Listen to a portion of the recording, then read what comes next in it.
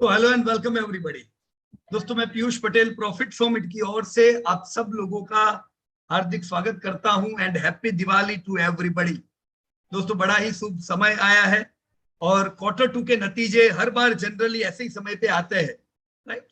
तो quarter to के result की श्रृंखला शुरू हो चुकी है। दोस्तों, हमने क्वार्टर वन के नतीजे देखे थे। क्वार्टर वन के नतीजे आए उससे पहले से हमने देखा है कि इंडिया में डिमांड स्ट्रांग थी, पर दुनिया भर में डिमांड मंदी है।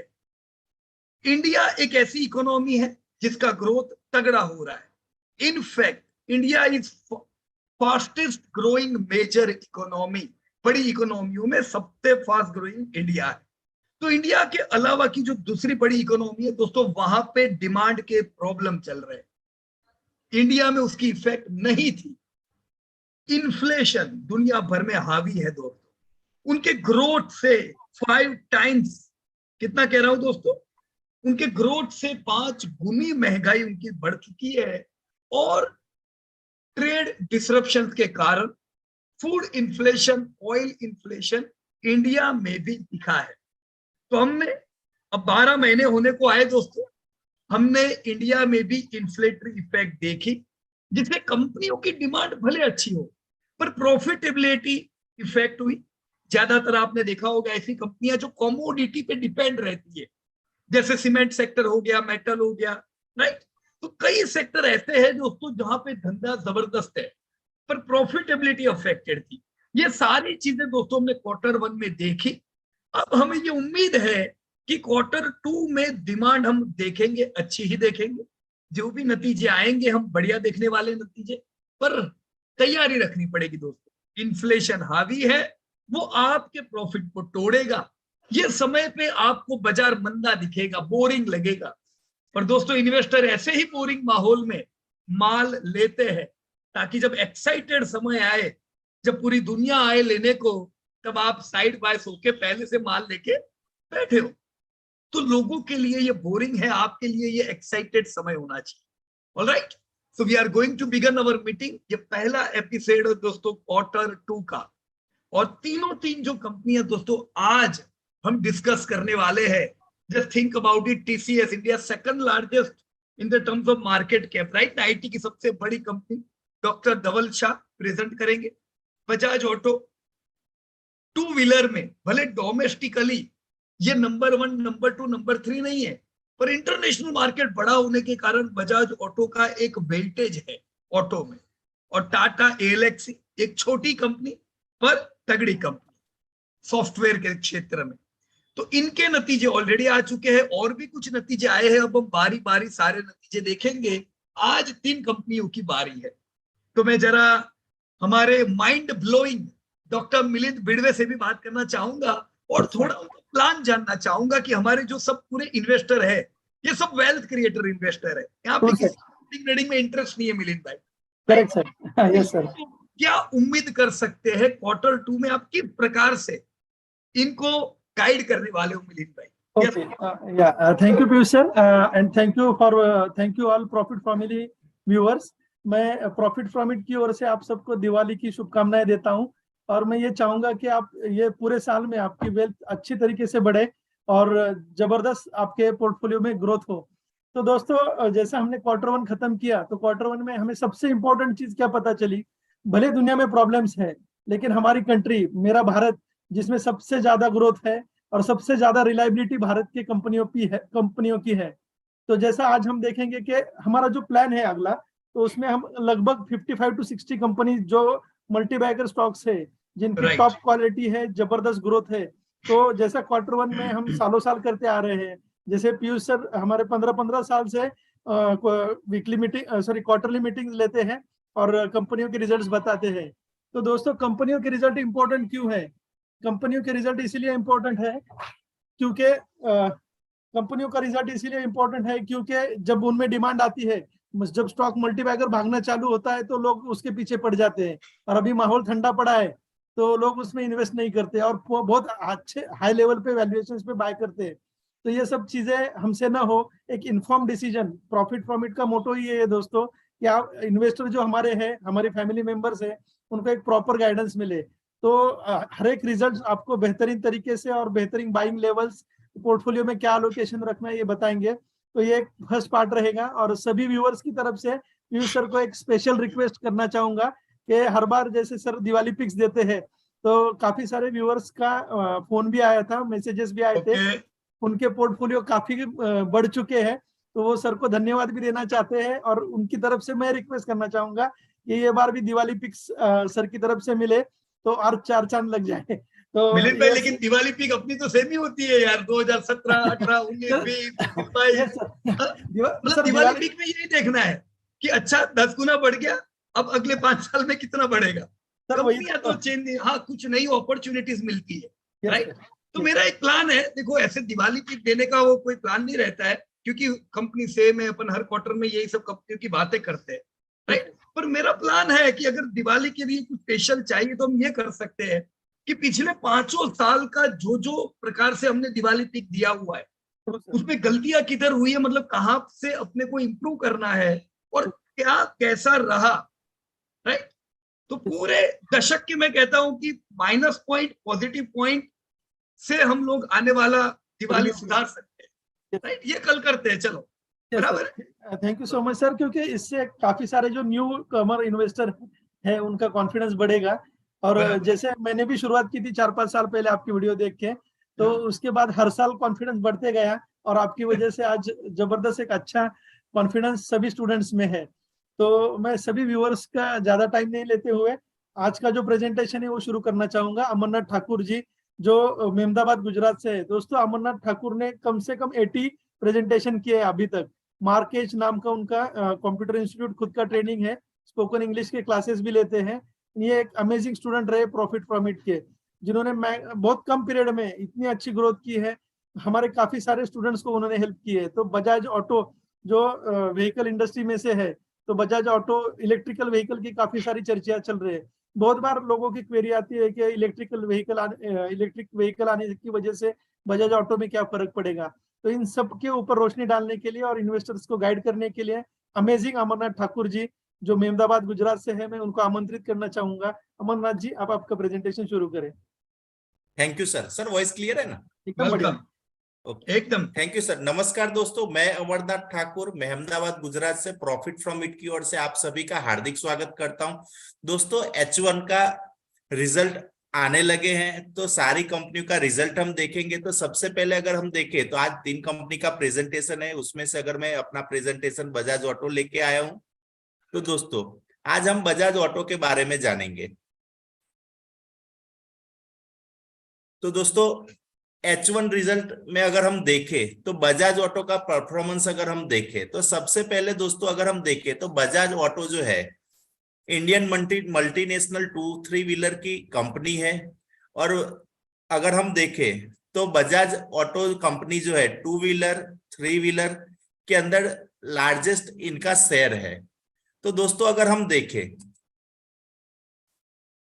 तो सेक्टर को हम जानेंगे कि सेक्टर में डिमांड कैसी है, क्वालिटी पैरामीटर चेक करेंगे, कंपनियों का हिस्टोरिकल डेटा को एनालिसिस करके हम अभी का ट्रेंड जानेंगे और एक बाइंग रेंज पे आएंगे कि ताकि हमें पता चले कि स्टॉक को मैं कौन सी रेंज में बाय करूं। अब दोस्तों अगर हम देखें तो सेक्टर जो है 2-3 व्हीलर का है। तो 2-3 व्हीलर के अंदर हम देखें तो ये इंडस्ट्री का टोटल अगर हम देखें तो करीबन 3 लाख करोड़ का मार्केट कैप है। उसमें से अगर हम देखें तो सबसे बड़ा वेटेज जो है बजाज ऑटो के पास है करीबन 34% का। उसके बाद हाइसर मोटर, हीरो मोटर और टीवीएस मोटर इसमें बिलोंग कर रही है। लेकिन अगर मार्केट कैप में अगर देखें तो सबसे बड़ा मार्केट कैप जो है वो बजाज ऑटो का बन रहा है। और अगर दोस्तों अगर हम इंडस्ट्री का सेल्स देखें तो करीबन 1 लाख करोड़ का इंडस्ट्री का टोटल सेल्स है। अगर उसमें भी अगर हम देखें तो यहाँ पे हमें पता चलेगा कि इंडस्ट्री के अंदर लीडर कौन है सेल्स में। तो अगर हम देखें तो 34% का सेल्स में शेयर बजाज ऑटो का है। उसके बाद अगर हम देखें तो हीरो मोटर, टीवीएस मोटर और आइसर मोटर का नंबर आता है। तो मार्केट कैप सेल्स में तो लीडर है ही। अब दोस्तों अगर हम देखें कि प्रॉफिट में भी ये कंपनी लीडर है तो दोस्तों अगर हम यहाँ पे देखें तो टोटल इंडस्ट्री का प्रॉफिट अगर हम देखें तो 1 लाख करोड़ का सेल्स, 11,000 करोड़ का प्रॉफिट। तो यहाँ पे अगर हम देखें तो 11% का मार्जिन ये इंडस्ट्री का हम देख सकते हैं। लेकिन अगर हम देखें प्रॉफिट में तो दोस्तों टोटल 11% प्रॉफिट के अंदर जो है आधा प्रॉफिट जो है वो बजाज ऑटो का है। अब दोस्तों अगर हम देखें कि क्वालिटी पैरामीटर में अगर हम चेक करें तो क्या सही में बजाज ऑटो जो है क्वालिटी पैरामीटर में सही निकलती है? तो दोस्तों सेल्स, मार्केट कैप और प्रॉफिट में तो लीडर है। दोस्तों मैं यहाँ पे बताना चाहूंगा कि ये इंडस्ट्री जो है करीबन 5-1 साल से म्यूटेड फेस में है, तो यहाँ पे ये भी हमें ध्यान में रखना पड़ेगा। अब दोस्तों अगर हम देखें क्वालिटी में सबसे पहले अगर हम देखें लिक्विडिटी के अंदर अगर हम देखें तो नेट प्रॉफिट मार्जिन। तो अगर दोस्तों मार्जिन की जब बात आती है तो बजाज ऑटो बहुत ही अच्छा यहाँ पे परफॉर्म कर रहा है। करीबन 20% का मार्जिन है जो इंडस्ट्री के अंदर सबसे बड़ा है और सबसे अच्छा। अगर हम देखें दोस्तों तो मार्जिन तो कंपनी का होना ही चाहिए। अगर मार्जिन कम है तो मतलब मैनेजमेंट या तो फिर कंपनी के ग्रोथ और परफॉर्मेंस में दिक्कत आएगी आगे। तो मार्जिन 20% का है। आइसर मोटर का 16% का मार्जिन है, टीवीएस मोटर का 3%, हीरो मोटर 8% और ये वार्डिन मोबी कंपनी जो है 5% का मार्जिन है। तो दोस्तों मार्जिन में तो अच्छा परफॉर्मेंस किया है। करंट रेशियो अगर हम देखें तो बजाज ऑटो का करंट रेशियो जो है करीबन 2.2% का है, hero motor 1.9, TVS motor 0.9, Eicher motor 1.9 और वार्डिनो में भी 1.1 का करंट रेशियो है। तो यहाँ पे रेशियो में भी, करंट रेशियो में बजाज ऑटो का अच्छा परफॉर्मेंस है।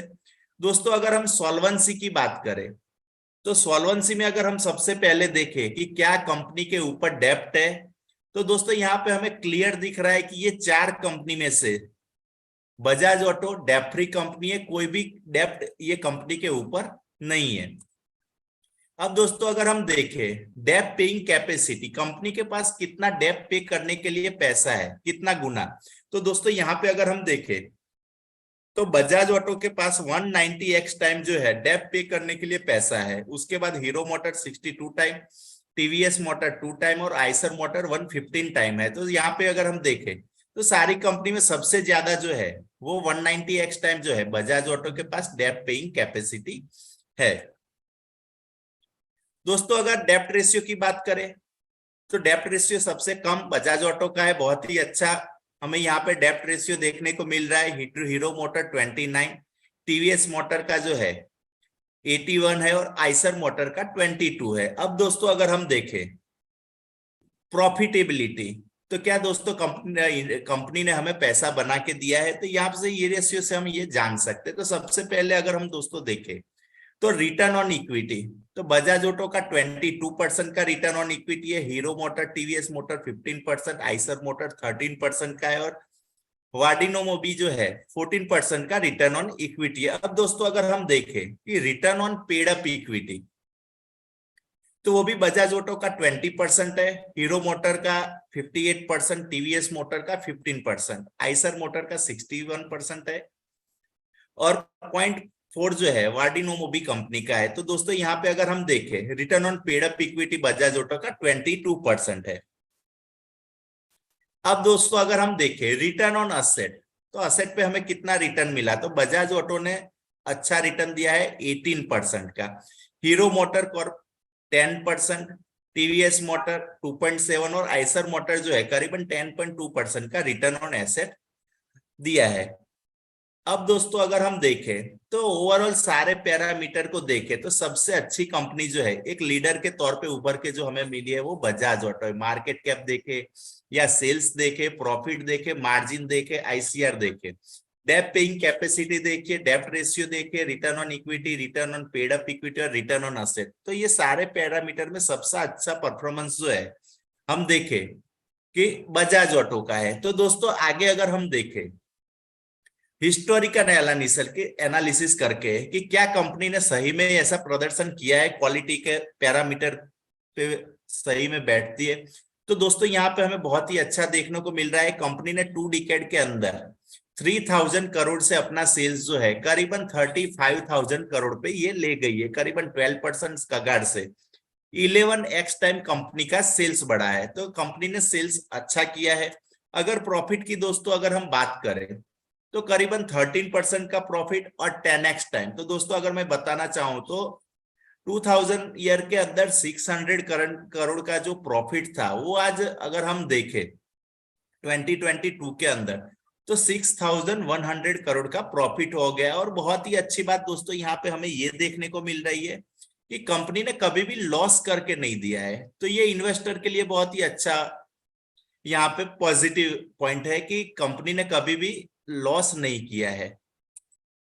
अब दोस्तों अगर हम देखें कंपनी का मार्जिन, तो मार्जिन भी अगर हम देखें तो बहुत ही तगड़ा मार्जिन मेंटेन करके रखा है 2 डिकेड के अंदर, क्योंकि ये आसान नहीं होता है मार्जिन मेंटेन करना, क्योंकि बहुत सारे प्रॉब्लम इंडस्ट्री में आते रहते हैं, जैसे कि अभी जो है इन्फ्लेशन का प्रॉब्लम है, तो भी कंपनी मार्जिन 15% से ऊपर ही मेंटेन करके रखा है। अब दोस्तों अगर हम रिजर्व की बात करें तो 20% कगार से 9x टाइम कंपनी का रिजर्व बढ़ा है। अभी अगर हम देखें तो करीबन 29,000 करोड़ का एक बहुत ही बड़ा रिजर्व कंपनी के पास है। अब दोस्तों मेजर कॉस्ट, तो मेजर कॉस्ट की बात हम इसलिए करते हैं कि क्योंकि हमें कॉस्ट एनालिसिस करना बहुत ही जरूरी होता है, ताकि हमें पता चले कंपनी ने बिजनेस किया लेकिन प्रॉफिट क्यों नहीं कर पाई। तो कॉस्ट एनालिसिस भी हमें करना चाहिए। तो सबसे ज्यादा अगर कॉस्ट अगर हम देखें दोस्तों तो ये कंपनी के अंदर अगर हम देखें तो सबसे ज्यादा कॉस्ट जो है 78% का कॉस्ट रॉ मटेरियल कॉस्ट जाता है, उसके बाद ट्रेडेड गुड्स 6.8% और अदर एक्सपेंसेस के अंदर जो है करीबन 8.1% का यहाँ पे हम देख सकते हैं शेयर। और अगर हम कॉस्ट में देखें तो रॉ मटेरियल सबसे ज्यादा 78% है। लेकिन अगर हम दोस्तों अगर H1 का देखें तो रॉ मटेरियल में कौन से पार्ट के अंदर अगर हम देखें कि ज्यादा ग्रोथ आया है, तो अगर हम देखें तो रॉ मटेरियल जो है वो 15% से बढ़े हैं। तो यहाँ पे हमें ये देखना पड़ेगा कि 15% से बढ़ा है तो सेल्स क्या 15% से ज्यादा में बढ़ा है कि कम में बढ़ा है। अगर कम में बढ़ा है तो यहाँ पे कंपनी को थोड़ा प्रॉब्लम हो सकता है शॉर्ट टर्म के लिए। अदर कॉस्ट अगर हम देखें तो बाकी के सब ठीक है, लेकिन रॉ मटेरियल जो है वो 15% से बढ़ा है। अब दोस्तों अगर हम देखें कि मैं जो कंपनी के अंदर निवेश कर रहा हूं अभी, वो कंपनी के अंदर मेरे पीयर इन्वेस्टर कौन है, तो ये भी जानना जरूरी रहता है कि हम जो कंपनी के अंदर निवेश करें उनके अंदर कौन से निवेशकों ने निवेश किया है। तो दोस्तों यहाँ पे सबसे अच्छा हम देखें तो प्रमोटर का करीबन 54% का स्टेक है। उसके बाद अगर हम देखें तो म्यूचुअल फंड जो है करीबन 5% का स्टेक लेके यहाँ पे बैठी है। एफआईआई के पास करीबन 11% का स्टेक है। इंश्योरेंस का अगर हम देखें तो करीबन 8% का स्टेक है। लेकिन सबसे अच्छी बात अगर हम देखें कि एलआईसी के पास दोस्तों करीबन 7% का स्टेक है। दोस्तों यहाँ पे सोचना चाहिए कि कितने वर्षों से एलआईसी ने इसमें निवेश किया होगा और इतना अच्छा यहाँ पे इनको रिटर्न मिल रहा है। और अदर के पास जो है करीबन 22% का स्टेक है।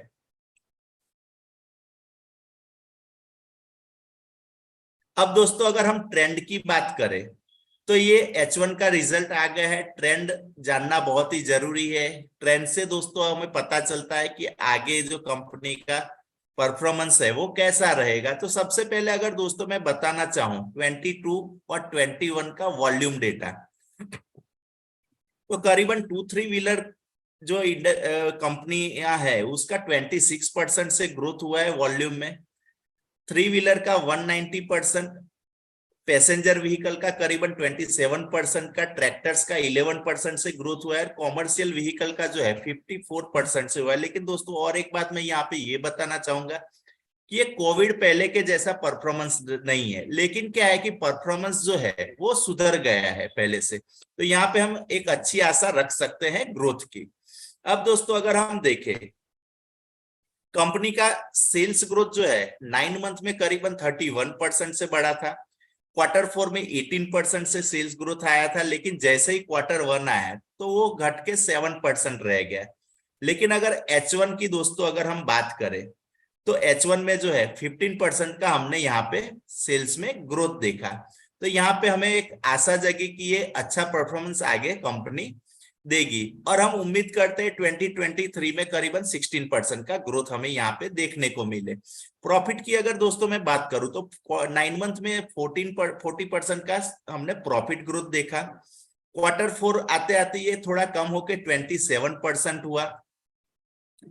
Q1 में जो है प्रॉफिट ग्रोथ माइनस में चला गया, और यहाँ पे अगर हम देखें H1 में तो -10% का प्रॉफिट ग्रोथ हमें देखने को मिला। तो उसका रीजन भी है, मैंने आपको बताया कि जो कॉस्ट और ये प्राइस बढ़े हैं इन्फ्लेशन के, जिसके कारण यहाँ पे हमने नेगेटिव प्रॉफिट ग्रोथ देखा। तो हम दोस्तों 2023 के अंदर जो है -1% का प्रॉफिट ग्रोथ देख सकते हैं।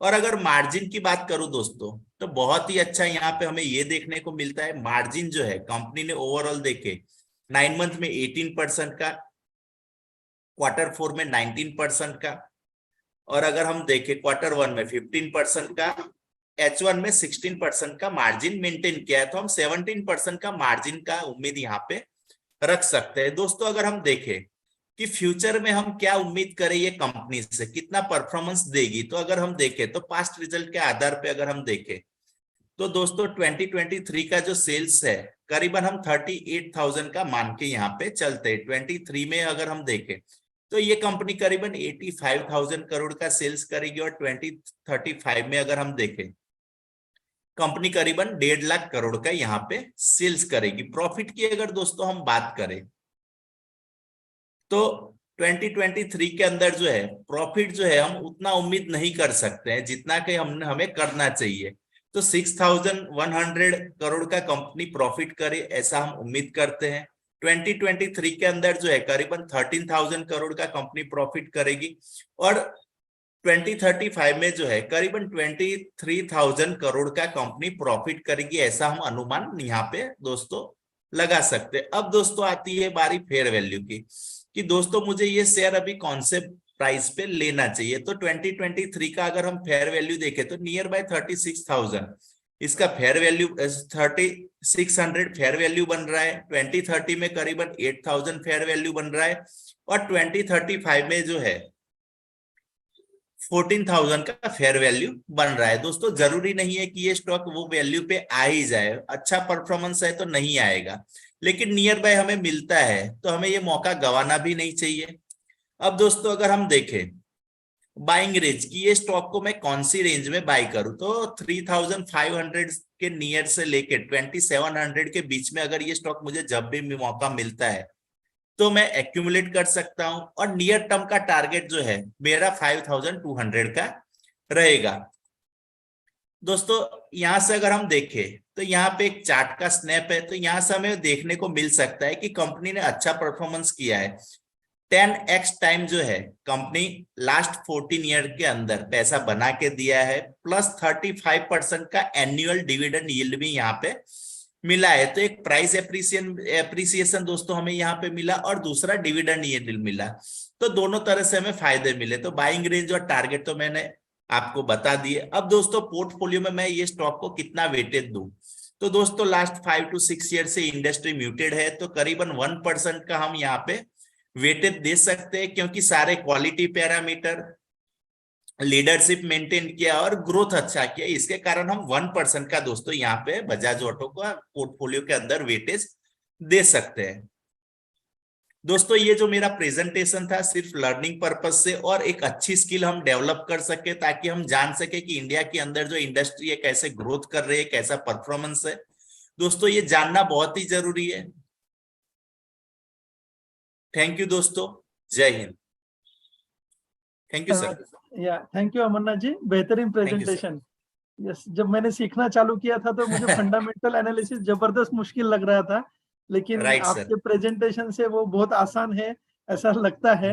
एंड सच में आपकी मेहनत दिखती है, एंड स्लाइड्स जो आपने बनाई, बेहतरीन स्लाइड्स बनाई, तो सभी व्यूअर्स को उसका फायदा होगा।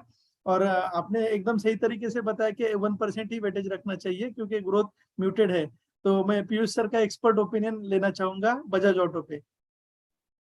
यस मिलिंद भाई, आपने बिल्कुल सही बताया, बहुत ही बढ़िया पीपीटी बनाई है, और मेरी तो आंखें उसके ऊपर लगी हुई है कि अब कौन सी स्लाइड आएगी, अब कौन सी आएगी। वेरी गुड अमरनाथ, बहुत क्रिएटिविटी है। दोस्तों डेटा की जो अमरनाथ जी ने बात की ओवरऑल, सबसे पहले उन्होंने अगर आपने नोट किया, देखो मैं सब नोट करता चला गया पूरा उनका प्रेजेंटेशन, मैंने नोट किया अमरनाथ ने बताया ऑटो का ग्रोथ मंदा है। देखो मंदा मतलब कोविड को गए 2 साल हो गए, है ना, पर 2 साल हो गए फिर भी ऑटो अभी भी 9% वॉल्यूम में कोविड से नीचे है।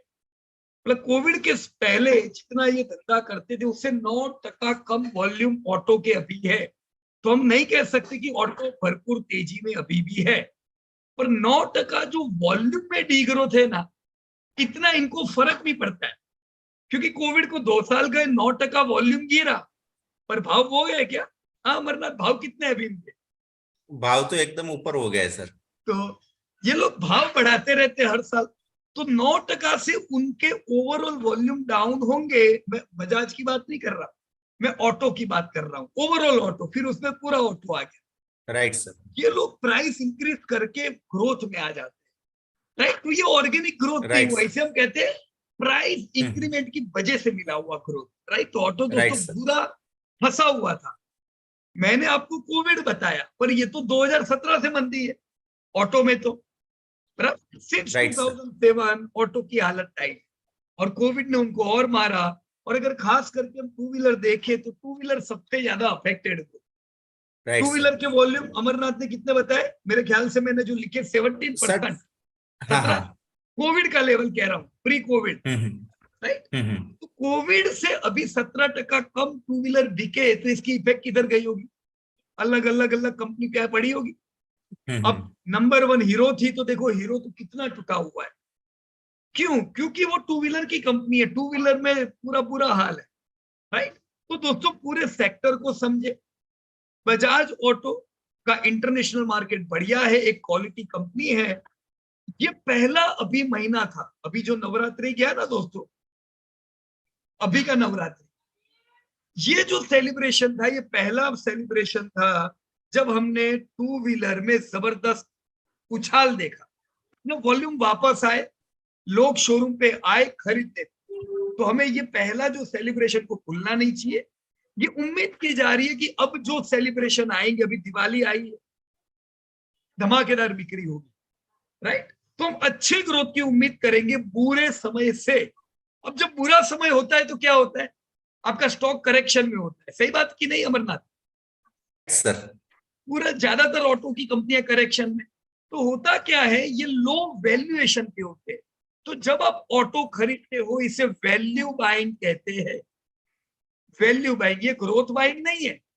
पर इस महीने से हम कह पाएंगे, अब टू व्हीलर में ऑटो में डाल रहे हो, ये ग्रोथ बाइंग भी होगा, राइट। सो गेट रेडी। हम आने वाले 1-2 सालों में अच्छा देखेंगे। हो सकता है अगली दिवाली आप बजाज ऑटो की और बढ़िया प्राइस पे देखें, क्योंकि बुरा समय निकला। Now we are going good growth. मैंने वैल्यू बाइंग क्यों बोला पता है अमरनाथ? अपने यील्ड चेक किया था, यील्ड। यस सर, करीबन 5 to 6% की यील्ड मिल रही है सर। अमरनाथ के लिए तालीम देनी चाहिए यार, मैंने तो यूं ही क्वेश्चन थ्रो किया, देखो सब पता है। तो देखो अमरनाथ, रखना ही पड़े, सही बात है। पर देखो 5-6% यील्ड यानी क्या? ये तो एफडी हो गई। मतलब एफडी में डालूंगा, मेरे को 5-6% मिलता है, इधर बजाज ऑटो का शेयर लिया तो भी 5-6%, और ये तो बढ़ता जाएगा, धंधे बढ़ने की उम्मीद है। तो ये एक अच्छी अपॉर्चुनिटी हुई जब ग्रोथ का पहला महीना देखा, और वैल्यू बाइंग है। ऐसे मौके बार बार नहीं मिलते। डेफिनेटली जाना चाहिए बजाज ऑटो के साथ। अमरनाथ ने 1% बताया, उनकी बात बिल्कुल सही है, पर वैल्यू बाइंग होने की वजह से, और पहला महीना ग्रोथ का है, अब अपने वेटेज को बढ़ाओगे तो भी कोई दिक्कत नहीं, बराबर है, क्योंकि ये सब अपॉर्चुनिटी है। ये टाइम, ये हम नहीं कह सकते थे 6 महीने पहले, साल पहले, बराबर ना। But this is the time where we should be active in Bajaj Auto, right. So thank you very much, बढ़िया presentation. Thank you sir. Thank you sir. Thank you Piyush sir, thank you Amarnath ji. बेहतरीन प्रेजेंटेशन एंड स्लाइड्स ने तो धमाका कर दिया।